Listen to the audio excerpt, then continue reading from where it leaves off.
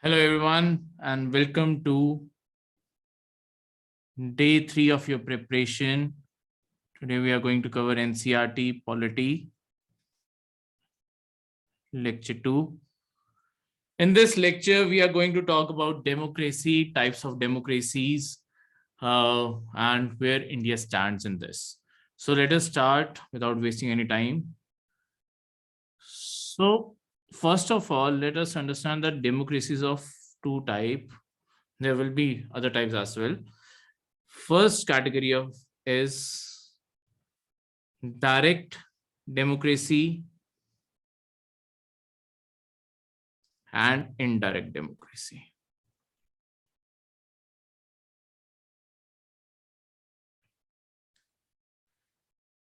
Direct democracy and indirect democracy. We have two types of democracies. Direct democracy is what, for an example, what Switzerland has in their country, what Swiss people have in their country. Switzerland is an example of it. And for the indirect democracy, every big country like USA, India, UK, all of them are indirect democracies. So what do you actually, when I say direct democracy and when I say indirect democracy, what actually does it mean? See, direct democracy is when people directly participate in everyday politics. And by this, I mean that people can, they also vote in the elections, but they can also initiate a new policy. They can tell the government that the people of the country want such a policy and the government has to consider it. And if they find that, considering the Indian politics first, let me explain the indirect politics first so that we can relate and how direct democracy works. So in our democracy, we as citizen of India, we, our America or UK, for that reference, any country, what we do is we elect our representatives. In India, we call our representatives, the elections that we vote in are the MP and the MLAs. MPs, we vote for the Lok Sabha. In the Lok Sabha elections, we have done it in 2019. And MLAs are members of the Legislative Assembly. Each state goes to elections every fifth year, almost every fifth year. They can go even before that, but almost every fifth year, each state has its own election. And in these elections, whoever we elect becomes our MLA, member of the Legislative Assembly from our constituency. So what actually happens is, I will explain this system in a more detail. So consider this to be your state. So what happens in a state is, see, we have, let's suppose, our legislative assembly, our state legislative assembly has 100 seats. So we can actually divide our entire state. So for elections, we have to elect 100 people from our state. So there are two types in which we can divide the seats. Either we can divide the entire state into equal parts based on geography, so that they have equal amount of area under them. But the problem with this type of method is that, you might be having some cities here and some cities here. Here is a city, here is a city, here is a city, and here is a city. Rest of the state might be just, the forest land or the rural areas. So these cities, whenever and whichever place the cities are located, obviously they would have a large number of people living together. So they would have higher population density. So it can be the case that for this entire area, let's suppose this area, in this area, people are living in a very far distant places. And overall, this area has 10 lakh people living in this circle. But this city in itself has 10 lakh people living in itself. So if I also include the rural areas around it, this entire block might even have more than 15 lakh people or 20 lakh people or 25 lakh people for this case. This just an example. So this actually creates a disparity between these two areas, because what is more important is that think about this example. If I have an MLA, I have an MLA that represents 10 lakh people and one MLA that represents 25 lakh people. Which MLA do you think has higher approachability? People can meet their representative more frequently. So the MLA which represents lesser number of people would be able to meet each and every person, whoever comes to him, for a longer period of time, and he might even be having some time to visit different areas, city corners, rural areas within his constituency. But the same MLA, if he's uh, meeting or more than twice the number of people, he won't be able to spare that much of time, he won't be able to travel that much, so people would be less satisfied. So instead of geographical division, what we have chosen is, we have chosen a system where we have divided the entire states into constituencies based on population. So according to that, you will see some of the constituencies are very large, some of the constituencies are very small, like this city in itself. These cities could in its themselves could be their own constituencies. So any number of constituencies. So we divide the entire state into different constituencies based on this. So constituency, what is constituency? That's the word that I'm referring again and again.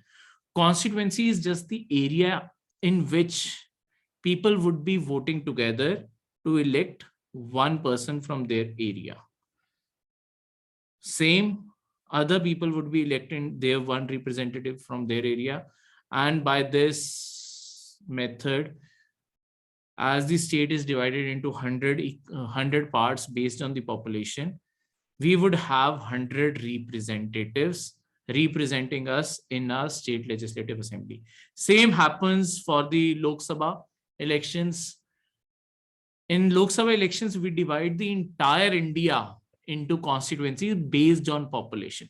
Population is a criteria that a single representative should represent equal amount of people.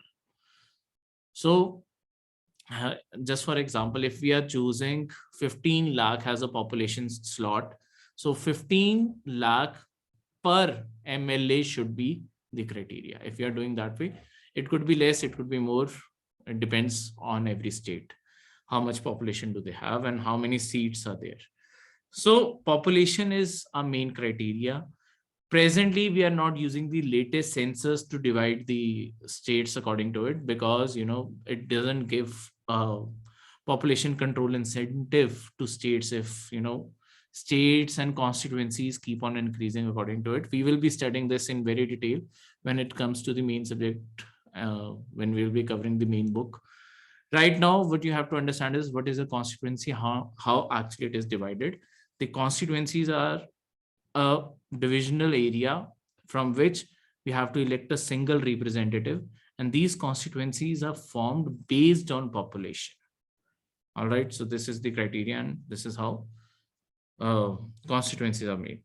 So we elect our representatives, and these representatives form policies, they form the politics of the country, and our role ends with this, that we have elected our representative and we will be re-electing or electing someone else after 5 years. So our role in our democracy is limited to voting. So even if we after the elections we find out that the person we have elected is not working as he has promised, or he's a corrupt person, or he's not attending the sessions to the legislative or the Lok Sabha, so we have no right of controlling that person. We can't say anything all the power that we have is that after 5 years, if we are not satisfied, we won't be electing that person again. But till then, we can't do anything. But in Switzerland, what is possible is that people, they do elect their representatives, they have their elections, but they also have, first of all, they also have a right to recall. Now, what does this mean? They also, the entire Swiss elections also happen like this also, only that their country is divided into different constituencies. Each constituency chooses its own representative in a similar, almost similar manner. But what different do they have is, if people of that constituency are not satisfied with the person they have elected, what they can do is they can go to their election office, they can file a form that we are not happy with this person and we want to call this person back and have a re-election right now. So if they are not satisfied, they can tell their own representative that you have to retire, resign from the post, and we will be selecting a new person from our constituency. We don't have that right because we don't live in a direct democracy. So, a single application doesn't do that. So you can just file a form first to the election office, then you have to spread the awareness. And if the majority population of that constituency agrees to it, that yes, we want to call this person back, this person has to resign. He can't resist. Like a politician, they, even if they are in some scandal or they are in middle of some corruption scam relevation, uh, I'm not finding the right word, derivation is not the word. Whenever politicians are, in middle of some political turmoil, they never resign, they refuse to resign, or they don't even, accept that they have done something wrong. But these people, if they are convinced that a person is wrong, they can just simply file this form and tell this person to resign. So this is how direct democracy works. None of our countries, USA, India, UK, we don't have this power. This is the power only in direct democracies, for which an ideal example is Switzerland. They also have the power of initiative and referendum.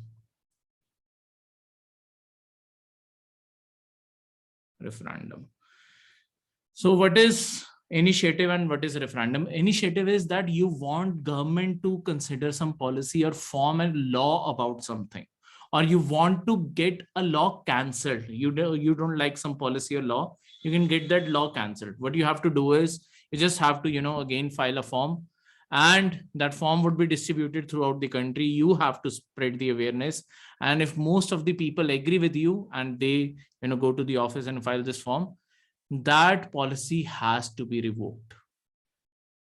That is how people of Switzerland control the policies of their government. Coming to the referendum is a bigger initiative where the entire nation votes on something that is very important for the nation. Let's suppose, like Switzerland is a very neutral country per se. They have always remained neutral during the World War I, World War II. They have never taken any side. So let's suppose there is some issue in which Swiss people feel that our government should take a side. What their population can do is they can file the paper, and if majority of the Swiss people agree to it, the Switzerland government has to go that way. This is the power of direct democracy, but this is not the system that we follow. All right. So now our system in this is the the indirect democratic system. So if I take the indirect democratic system, even this system can be divided into two parts. So we have written USA, India, UK in the same column. We can further divide these into presidential system and parliamentary system.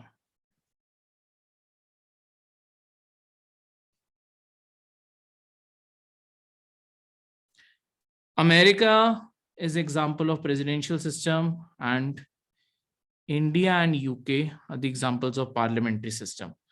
So these systems are actually based on who has the utmost power in the democracy.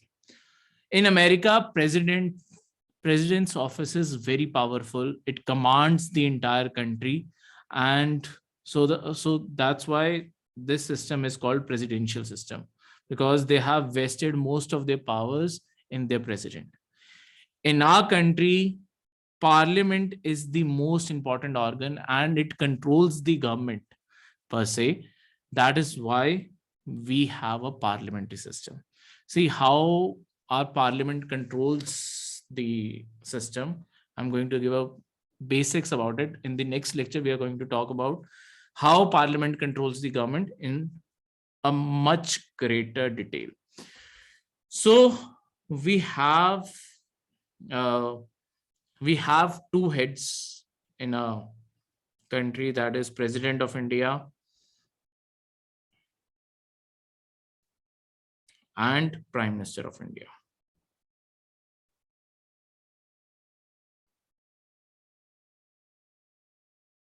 President of India, Prime Minister of India. President of India is called the head of the state. Prime Minister of India is called head of the government. All right. So what is the head of the state and what is the government? First, we need to understand what is the state and what is a government. First, we need to break this down. That what do we mean by a state? So state are not just these states, Rajasthan, Gujarat, Madhya Pradesh, or any of these states. State, when we refer to a word, we are referring to the state of India. India as a state, the entire territory of India could be said to be a single word, that is the Indian state. All right. On the other side, we have the terminology of government. So state, by this we mean the entire India. So when I say India, what do I mean by the state of India? State of India is much bigger than the government. State is formed by its people. State have its own geography. We have our own territory in which the people of India live. We have a culture. And this sort of thing makes the state a permanent institution. Because no matter what governmental system we follow, or, we could have been a monarchical democracy, we are a republican democracy. We will be studying this pretty soon in this lecture only. We could have been, a dictatorship in an army rule, or we could be a presidential democracy, or we are a parliamentary democracy. These are just form of government. No matter what the system of this country is, you and me, we will still be Indians. We will still have our culture. We will still have our geography. These things are permanent. So systems can change, but the state, the people, the geography, that remains the same. So that forms a state. All right. So government is just temporary, just a temporary body that helps us run the state. It helps to run the state. It is not in itself a permanent body, because governments, even in our democracy, in our indirect parliamentary democracy, a government changes every 5 years. That is a possibility that the government will change every 5 years, or the ministers keep on changing every 5 years, or even before that. So the government and its people, its structure is never permanent. It keeps on evolving depending on the needs of the state. State is a more permanent institution. So In this, when we say head of the state, the president of India is actually the head of the entire India, its people, its culture, its territory. That is why we call him the head of the state.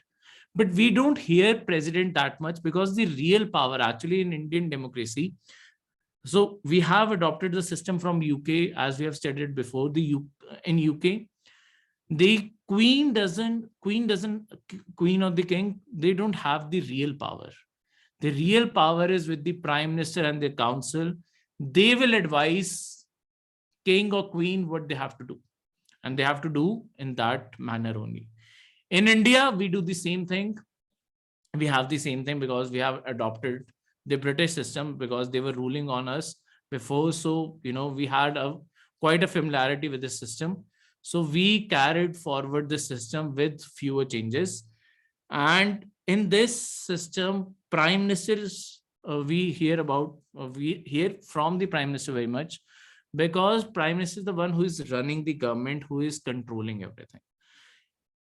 President is just a namesake head of the country.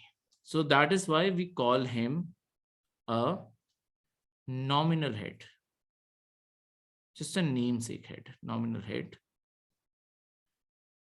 So we can also say he's de jure in Latin. De jure means nominal head.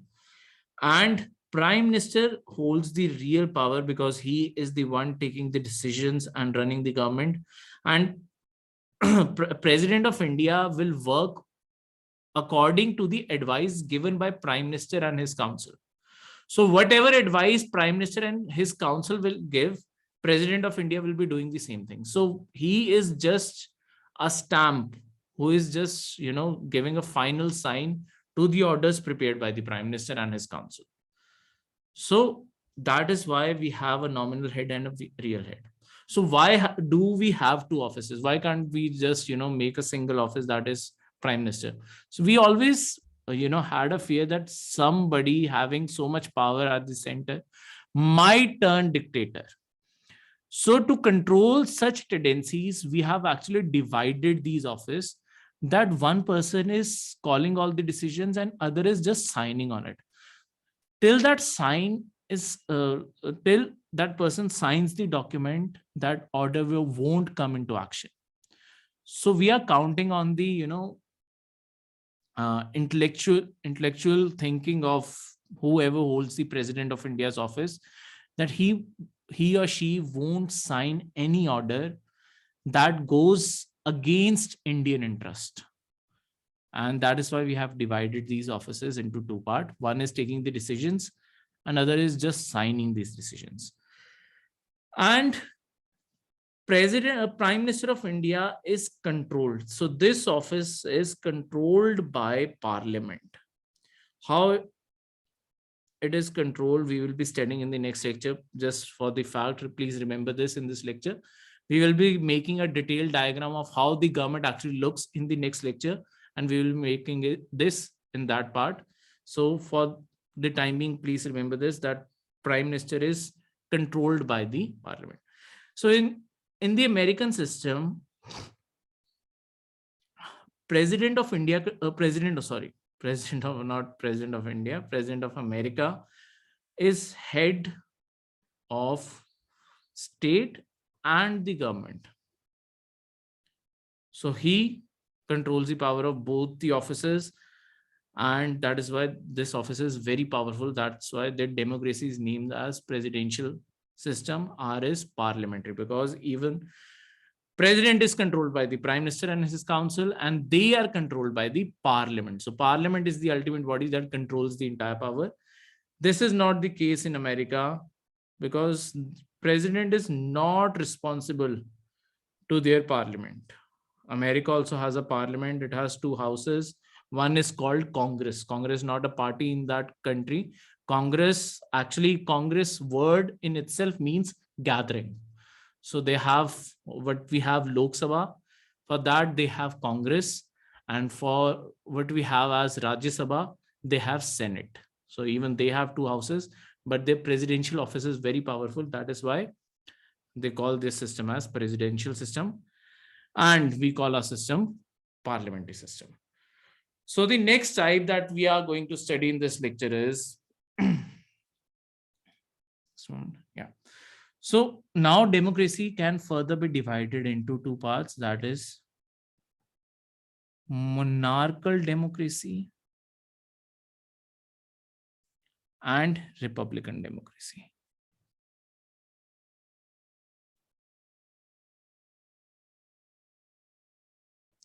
Monarchical democracy and republican democracy. So what are these things? So monarchical democracy actually means, so in the last lecture, we were actually dividing the systems based on what is monarchy and what is democracy. So why we have written these two words together? The example of this system, you will, start to figure out something, is UK. Republican, again, we will be pairing them together. India and USA are together in this. So this first word, monarchical or republican, this actually represents the office of head of the state, who commands the office of the head of the state. So we have studied about the office, head of the state, president of India, president of America. So what is common between president of India and president of America? That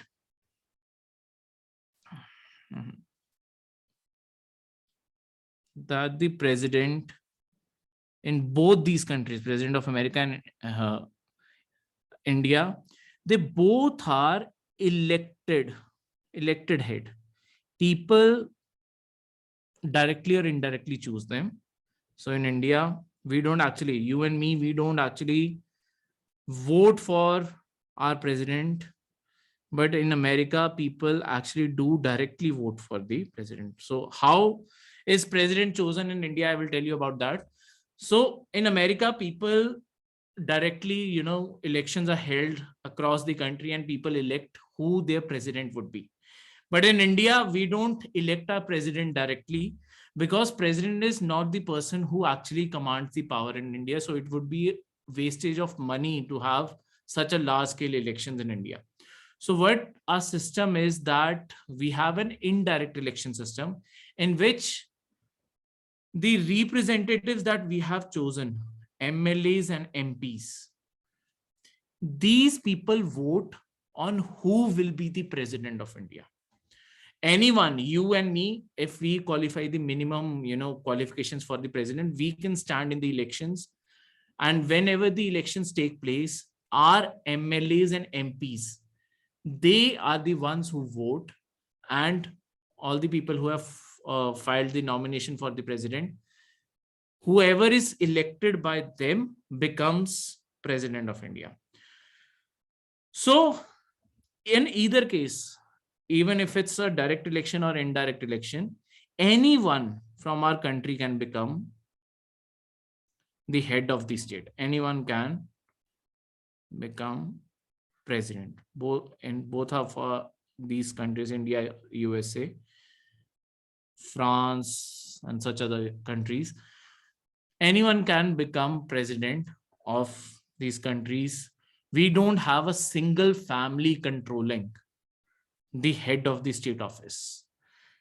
What is happening in UK is the Queen sits on this office, and even if Queen dies, this office is hereditary. So I told you about the Glory Revolution and how that family has maintained this office. So what they have done is they have maintained the head of the state office as monarchy. Head of the state office in UK is still monarchy. A single family controls it. So when Queen dies, there would be another king or queen, then another king and queen, and the same family would rule on this office for eternity. But Queen doesn't control, doesn't have any powers. She works on the advice of Prime Minister and the Council, and so on and so forth. And even the next generation would be working that way. They are controlled by the Parliament, which is elected by the people. So this part of their country is a democracy till the office of the prime minister, who is the real head, who controls the entire government. But because head of the state is controlled by a single family, and any other citizen of UK can't aspire to be head of the state someday, this system is called monarchical democracy. Any country where head of the state could be any citizen of that country, if he qualifies and he is elected directly or indirectly, that system is called republican democracy. So these are two types of systems that we need to study. So now let us consider actually what a democracy actually forms. So let us study some basic features, what actually is a democracy. So first feature that a democratic country should have is universal adult franchise. What this word actually means is that every resident adult has the right to vote without considering their religion, caste, race, gender, etc. What this actually means is that any person who turns adult, who is a resident and who turns adult can be any age that we recognize. For India, we recognize it as at 18 for now. And any person who is turning 18 in India and he's a resident of India, he's staying in India, he's a citizen of India, is eligible to vote automatically. He or she doesn't have to apply separately. They are automatically given right to vote. It is a constitutional right given to them that whenever they will turn 18, they will be given their right to vote. This was not the case for 18. 18 was not the age when we implemented the constitution. So from 1950 till 1989, we had the age of being adult as 21 years. So between this period, anyone who had turned 21 was given right to vote automatically. People between the age of 18 to 21, they didn't have the right to vote. They were considered minors. But we, for the democracy, we wanted to extend this right to more people so that more inclusivity can come and more people can participate and vote in the elections. So what we did is we amended our constitution. You have to remember this number, 61st Constitutional Amendment, 1989. This amendment lowered the age to 18 years, and now anyone who turns universal adult franchise, anyone, universally this right is given to anyone who is turning as adult. Franchises refers to vote. Anyone who is turning adult is given the right to vote automatically. So this is a feature of a democracy, and India holds true on this. Next is one vote, one value. What this actually means is, let us consider two people, A and B. A and B, both people are from different religions. MNOP, let us consider A to be a person of religion, MNOP, and he is from EFG religion. So if I have a system that whenever a person of MNOP community votes, I will consider his single vote equivalent of 2 votes. And whenever a person of EFG community votes, I will consider his vote just to be a single vote. So this is not equality. Voting should have equality. So this is not equality. Equality is when a person votes and his vote is given the same value. This is equality. So if there is any disparity between people belonging to different religion, caste, gender, color, anything, this is not a democracy. But in India, we have one vote. Each person is given one vote and their vote has equal value. So India qualifies as a democracy in this uh, ground as well. Next, third is that the ruling party, whoever is ruling, because elections are taking place every 5 years, so someone would be in the government before the elections are taking place, ruling party has equal chances of losing.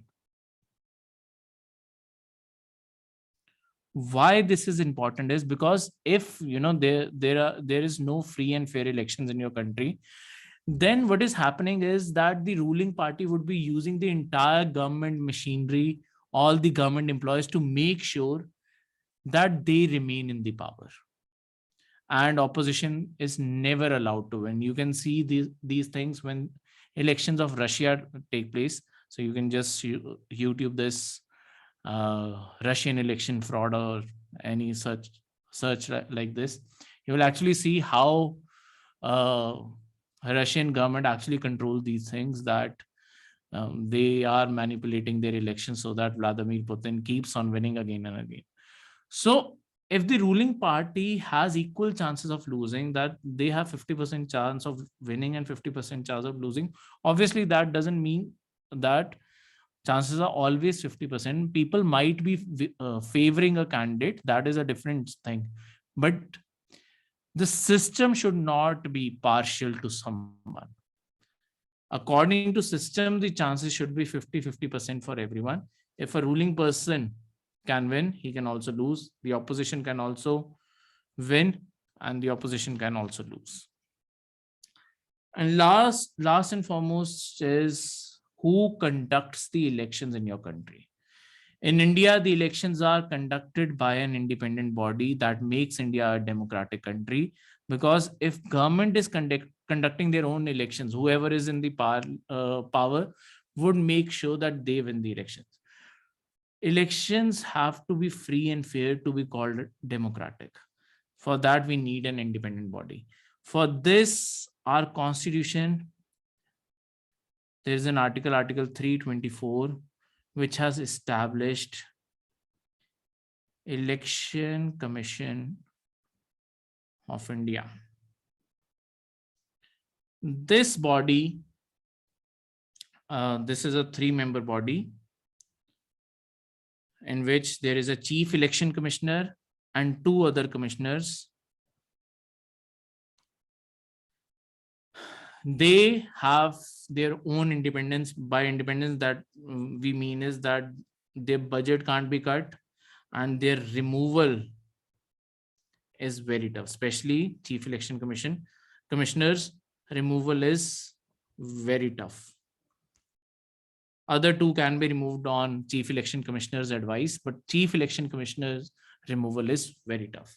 So this was the lecture. We will see you in the next lecture. Thank you and all the best.